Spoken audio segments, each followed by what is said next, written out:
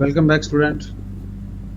આજના વિડીયોમાં આપણે આજે વિચલ-સુરેખ સમીકરણના ઉકેલની ચોકડી ગુણાકારની રીત, ક્રોસ મલ્ટિપ્લિકેશન મેથડ, જે ક્રેમર નામના ગણિતશાસ્ત્રીએ વિકસાવી, એ રીતનો વિડીયો આજે આપણે જોઈએ.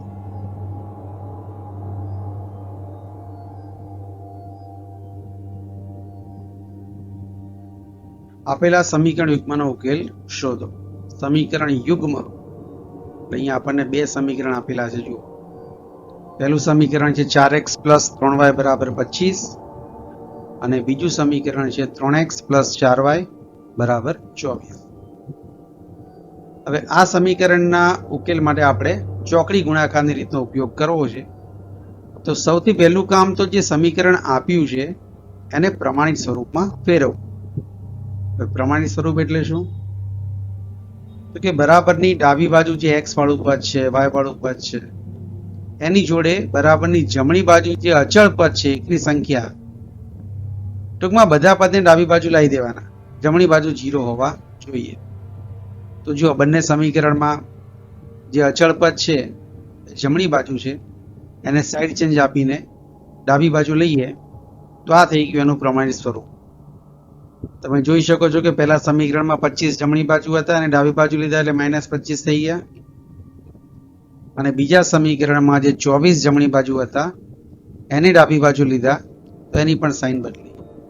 ટૂંકમાં બંને સમીકરણ એના પ્રમાણિત સ્વરૂપમાં આવી ગયા. હવે બીજું સ્ટેપ, બંને સમીકરણમાં જે સહગુણકો છે એને આપણે અલગ તારવવાના છે. જેમ કે પહેલા સમીકરણમાં x નો સહગુણક, એને આપણે a1 કહીશું. પહેલા સમીકરણમાં y નો સહગુણક b1 અને અચળ પદને c1 કહીશું. એ જ રીતે બીજા સમીકરણમાં અનુક્રમે a2, b2 અને c2.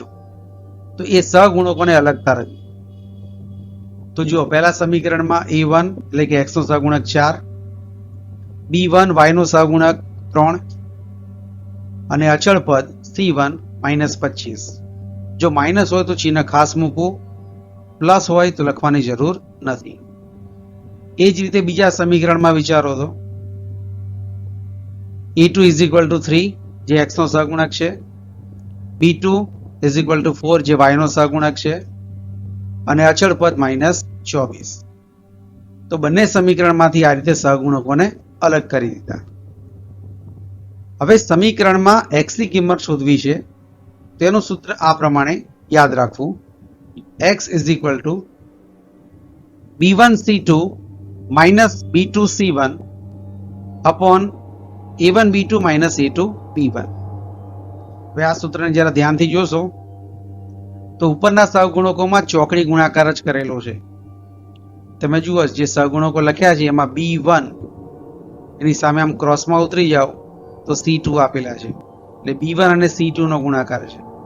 વચ્ચે માઇનસ મૂક્યું અને ત્યાર પછી ફરીથી ચોકડી ગુણાકારમાં b2c1.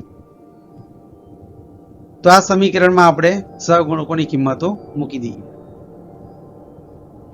x = b1 ની જગ્યાએ 3 × -24, વચ્ચે માઇનસ છે, 4 × -25 છેદમાં 4 × 4 -3 × 3. કિંમત મૂકતી વખતે જરા ધ્યાન રાખવું, પ્લસ માઇનસની સાઇન હોય તો એ પણ ધ્યાનમાં લેવી. હવે સાદુરૂપ આપીએ, જેમાં 24 તરી 72 પ્લસ માઇનસ -72 કર્યા છે, 25 ચોક 100 પણ બે વખત માઇનસ આવે છે તો માઇનસ માઇનસ પ્લસ કર્યું છે, છેદમાં ચોકું ચોકું 16 -3 તરી 9. હવે અંશમાં જુઓ, 100 - 72 જેનું સાદુરૂપ 28 અને છેદમાં 16 - 9 એટલે કે 7. 28 ને 7 વડે ભાગીએ, 7 ચોક 28, તો અહીંયા આપણને x નો જવાબ 4 સીધો જ મળી જશે. એ જ રીતે y નો જવાબ મેળવવા એનું સમીકરણ જુઓ, y = a2c1 - a1c2 upon a1b2 - a2b1. બંને સમીકરણમાં છેદ સરખો છે, ખાલી અંશનો ક્રમ તમારે જરા ધ્યાનમાં લેવાની જરૂર છે. હવે અહીંયા પણ સહગુણકોની કિંમતો આપણે મૂકીએ. 3 × -25 -4 × -24 છેદમાં 4 × 4 -3 × 3. સાદુરૂપ આપીએ તો y બરાબર 25 તરી માઇનસ 75, 24 ચોક 96, માઇનસ માઇનસ પ્લસ કર્યા છે, છેદમાં 16 માઇનસ 9. 96 માંથી 75 બાદ કર્યા તો 21, 21 ભાગ્યા 7, છેદ ઉડાડતા 7 તરી 21. તો અહીંયા આપણને સમીકરણ યુગ્મનો ઉકેલ x બરાબર 4 અને y બરાબર 3 મળે. પણ આ ઉકેલ માટે જે x અને y ના સમીકરણો જે હાઇલાઇટ કરેલા છે એ તમારે યાદ રાખવા જરૂરી છે.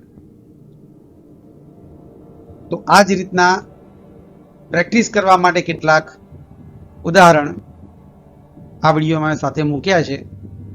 પ્રયત્ન કરજો અને એનો આન્સર કમેન્ટ બોક્સમાં ચોક્કસથી લખી આપશો. Thanks for watching.